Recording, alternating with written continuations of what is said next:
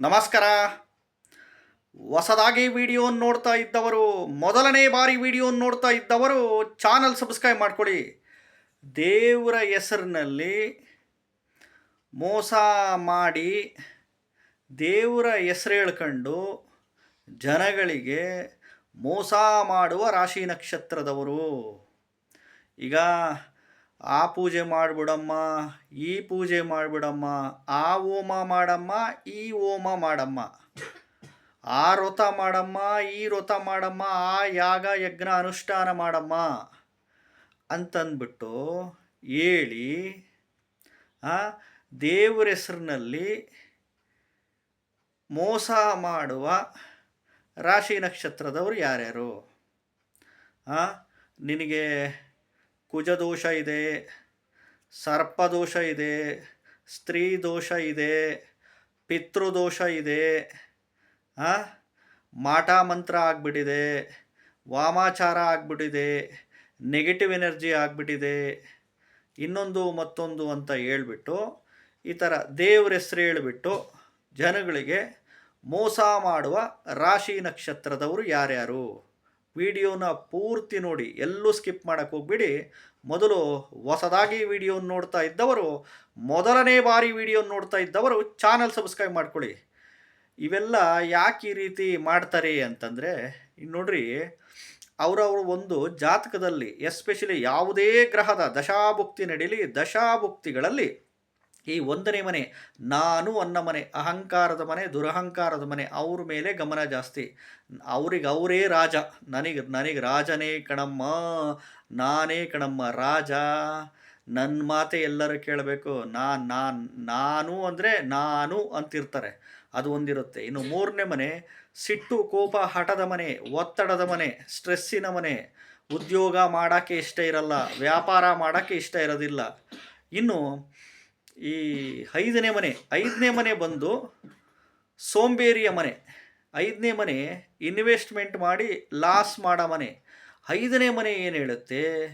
5ನೇ ಮನೆ ಅಂತಂದರೆ ಇಲ್ಲಿ ಈ 5ನೇ ಮನೆ ಅಂತಂದರೆ ಈ ಮೋಸ ಮಾಡೋ ಮನೆ. 5ನೇ ಮನೆ ಶಾರ್ಟ್ಕಟ್ ರೂಟಲ್ಲಿ ದುಡ್ಡು ಮಾಡೋ ಮನೆ. 5ನೇ ಮನೆ ಶಾರ್ಟ್ಕಟ್ ರೂಟಲ್ಲಿ ದುಡ್ಡು ಮಾಡೋ ಮನೆ 5ನೇ ಮನೆ ಅಂತೀವಿ. 5ನೇ ಮನೆ ಸೋಂಬೇರಿ ಮನೆ. 5ನೇ ಮನೆ ಉದ್ಯೋಗ ಇಷ್ಟ ಆಗಲ್ಲ ಅವರಿಗೆ, ಜಾಬ್ ಮಾಡೋಕ್ಕೆ ಇಷ್ಟ ಆಗಲ್ಲ, ಸ್ವಂತ ಏನಾದರೂ ಮಾಡಬೇಕು ಅಂತ ಇರ್ತಾರೆ 5ನೇ ಮನೆ ಆದರೆ. 5ನೇ ಮನೆ ಜ್ಞಾನಸ್ಥಾನ, 5ನೇ ಮನೆ ಧರ್ಮದ ಮನೆ ಅಂತ ಹೇಳ್ತೀವಿ ನಾವು. 5ನೇ ಮನೆ ಸೋಂಬೇರಿ ಮನೆ, 5ನೇ ಮನೆ ಮಕ್ಕಳಾಗ ಮನೆ, ಸಂತಾನ ಪ್ರಾಪ್ತಿಯಾಗ ಅಂತ ಮನೆ. 5ನೇ ಮನೆ ಕಂಜೂಸಿನ ಮನೆ. 5ನೇ ಮನೆ ಶಾರ್ಟ್ಕಟ್ ರೂಟಲ್ಲಿ ದುಡ್ಡು ಮಾಡಿಬಿಡೋಣ ಅಂತ ಹೋಗೋ ಮನೆ. ಇವೆಲ್ಲ ರಿಲೇಟೆಡ್ಸ್ ಇರುತ್ತೆ. ಇನ್ನು ಜೊತೆಗೆ 8ನೇ ಮನೆ 12ನೇ ಮನೆ ಸೇರ್ಕೊಂಬಿಡ್ತು ಅಂತಂದರೆ ಇವೆಲ್ಲ ರಿಲೇಟೆಡ್ಸ್ ಬಂದುಬಿಡುತ್ತೆ. ಇದು ಪರ್ಟಿಕ್ಯುಲರು ಇದೇ ರಾಶಿ ಇದೇ ನಕ್ಷತ್ರದವ್ರಿಗೆ ಅಂತ ಹೇಳೋಕ್ಕಾಗಲ್ಲ. ನೋಡ್ರಿ, ದೇವ್ರನ್ನ ನಂಬಿ ನಿಮಗೆ ಇಷ್ಟವಾದ ದೇವರು ಅಂತಿರುತ್ತೆ. ಮನೆ ದೇವರು ಬೇರೆ, ಕುಲದೇವರು ಬೇರೆ, ಇಷ್ಟವಾದ ದೇವರು ಅಂತ ಬೇರೆ ಇರುತ್ತೆ. ಅಂದರೆ ನೀವು ನಂಬಿರೋ ದೇವರು ಬೇರೆ ಇರುತ್ತೆ. ಡಿಮ್ಯಾಂಡ್ ಮಾಡಿ ಕೇಳ್ಕೊಳ್ಳಿ. ಆರಾಧನೆ ಮುಖಾಂತರ, ಮಂತ್ರದ ಮುಖಾಂತರ, ಪೂಜೆ ಮುಖಾಂತರ ಡಿಮ್ಯಾಂಡ್ ಮಾಡಿ ಕೇಳ್ತಾ ಹೋಗಿ. ಅರ್ಥ ಆಯ್ತಾ? ನೋಡಿ, ನಾನು ಒಬ್ಬ ಜ್ಯೋತಿಷಿಯಾಗಿ ಹೇಳ್ತಾ ಇದ್ದೀನಿ, ಅರ್ಥ ಮಾಡ್ಕೊಳ್ಳಿ. ಯಾವ ಕಂಡು ಜ್ಯೋತಿಷಿಗಳ ಹತ್ರ ಎಲ್ಲ ಹೋಗಕ್ಕೆ ಹೋಗ್ಬಿಡಿ. ನಿಮಗೆ ನೀವೇ ಜ್ಯೋತಿಷಿಗಳಾಗ್ರಿ, ನಿಮಗೆ ನೀವೇ ದೇವರಾಗ್ರಿ.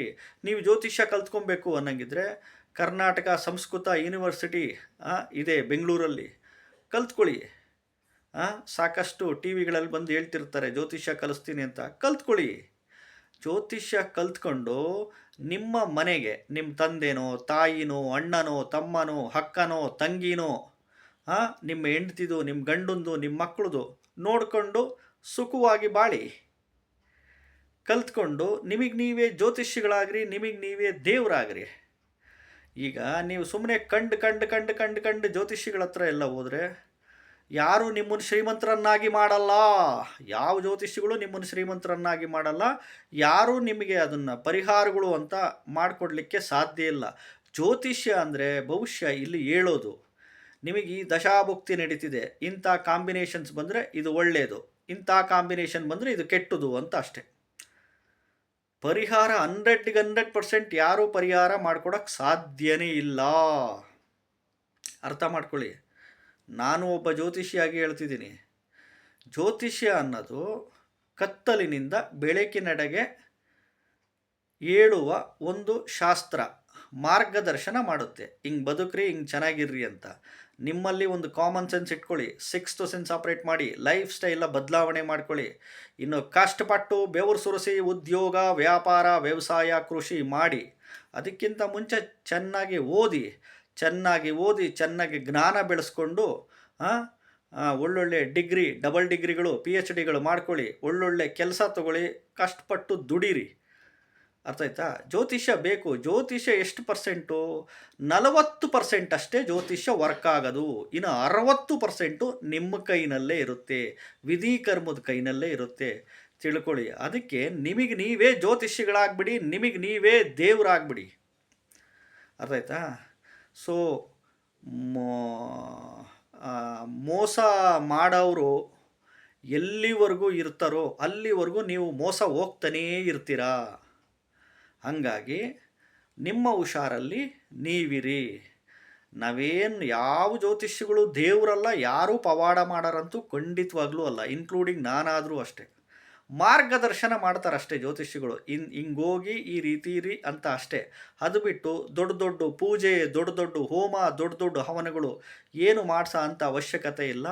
ನಿಮಗೆ ಇಷ್ಟವಾದ ದೇವರು ಅಂತ ಇರುತ್ತೆ, ಕುಲದೇವರು, ಮನೆ ದೇವರು, ಇಷ್ಟವಾದ ದೇವರು, ನೀವು ನಂಬಿರೋ ದೇವರು, ಡಿಮ್ಯಾಂಡ್ ಮಾಡಿ ಕೇಳ್ಕೊಳ್ಳಿ. ಇದೇ ಜ್ಯೋತಿಷ್ಯ. ಎಷ್ಟು ನಂಬಬೇಕು? 40% ಮಾತ್ರ ನಂಬಿ, ಇನ್ನು 60% ನಿಮ್ಮ ಕೈನಲ್ಲೇ ಇರುತ್ತೆ, ವಿಧಿ ಕರ್ಮದ ಕೈನಲ್ಲೇ ಇರುತ್ತೆ. ಅರ್ಥ ಆಯ್ತಾ? ಹೊಸದಾಗಿ ವಿಡಿಯೋ ನೋಡ್ತಾ ಇದ್ದವರು, ಮೊದಲನೇ ಬಾರಿ ವಿಡಿಯೋ ನೋಡ್ತಾ ಇದ್ದವರು ಚಾನಲ್ ಸಬ್ಸ್ಕ್ರೈಬ್ ಮಾಡ್ಕೊಳ್ಳಿ. ನಮಸ್ಕಾರ.